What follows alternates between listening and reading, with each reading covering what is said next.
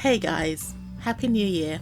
I do hope you all enjoyed your breaks if you managed to get them. And fortunately for me, I was slightly ill over Christmas, so not as much joy here for me, but I'm getting better now. So yay! This year's first project is one of the devil fruits from One Piece. Foreshadowing!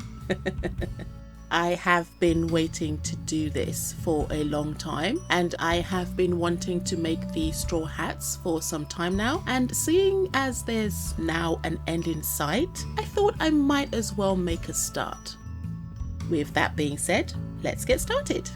So before we start, I'd just like to say that there's minor spoiler. I mean, not really, but there could be a minor spoiler just because of the name of the fruit. So I will not use the official name of the fruit in case that's a spoiler. So I will refer to it as the gum gum fruit because that's obviously Luffy's fruit. And of course, if you're doing the straw hats, anything to do with the straw hats, you have to start with Luffy, right? Anyway, to make this gum gum fruit, I will be using this dusty colored purple-ish. I will also be using this neon green for the stalk. The camera isn't really doing this green much justice, so it's showing up as a mint green, but believe me, it's really, really bright neon green to the naked eye. I will of course add a list of everything that I use in the description box below, but let's get started. To start things off, I just had to make a ball shape. I need the ball to grow quite rapidly, so I'll be using my 6mm crochet hook. Okay, scratch that. I actually changed my mind when I remembered that I had this chunky purple in my stash. Now, the purple is a bit darker, but hear me out. I planned to make the main ball with the darker purple, and then when I make the swirls that will go on top, the darker purple will give it darker recesses and double up as shading. I can see it in my mind's eye, and now it's time to action it. Also, I wanted this to shape up quickly, so I ended up using my 9mm hook instead. I went ahead and started with a magic circle and began to crochet the ball shape. I then began increasing the rounds until I reached a size I wanted, which was somewhere close to a small honeydew melon, or a grapefruit sized grapefruit.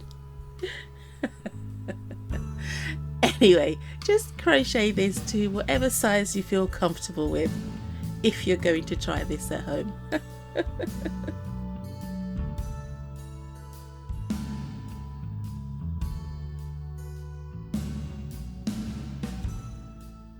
So when I had the circumference I wanted, I started to decrease the rounds and lightly stuff the fruit as well.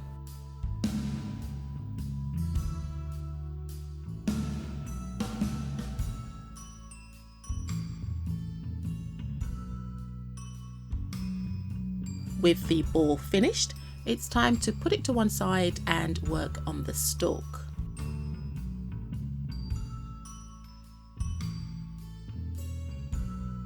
Using the neon green, I crocheted a small tube for the stalk that I will attach vertically onto the fruit.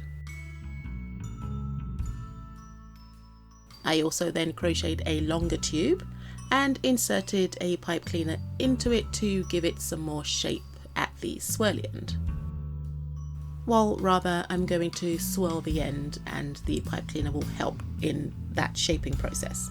I put this piece aside as well because I will be sewing this on at the last minute. So this will be the last thing I do. So we'll put this aside for now and come back to it later.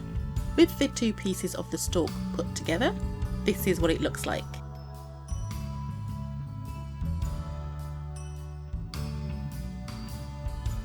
For the swirls, I needed ropey tubes and I needed a lot of them. I could have crocheted the tubes using my hook, but the thought of that just had me gritting my teeth. So I got out my French knitting tool. Ugh. Well, I've only just recently got it and I wanted to practice on it first. It seems doable, it can be frustrating, but once you get into the groove of it, it's actually okay. But anyway, I actually got this tool for another project altogether, and using that I was able to work up these tubes much more quickly.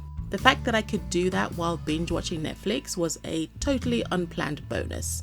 But the best part is that I have two, and I roped my partner into, pun intended, helping me make these. With the dusky purple yarn in hand, I went ahead and made different lengths of the I-cord or rope. I then threaded in some pipe cleaners into them and shaped them into the spiral swirls.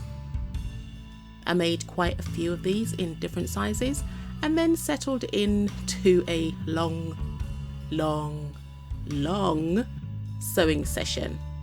And of course that means it's montage time, because I'm not going to sit through that. I mean, I did. I had to sit through that, but I'm not going to welcome you into my hell, so you don't have to. So while I speed through the sewing bit, which incidentally took hours, but for you it'll be over in a few minutes. Before the reveal, I would like to thank you all for watching. If you'd like to see more, then please like, share, comment, and even consider subscribing. If you are feeling generous, then also please consider buying me a cup of coffee on Ko-fi. The link to my Ko-fi page will be included in the description box below, and any and all donations will be greatly appreciated. Don't forget to hit that bell button to be notified whenever I upload a new video. So grab your closest nakama, look forward to a happy new year, akemashite omedetou gozaimasu, kotoshi mo yoroshiku onegai itashimasu, and enjoy the beauty shots. I'll see you in the next one. Bye!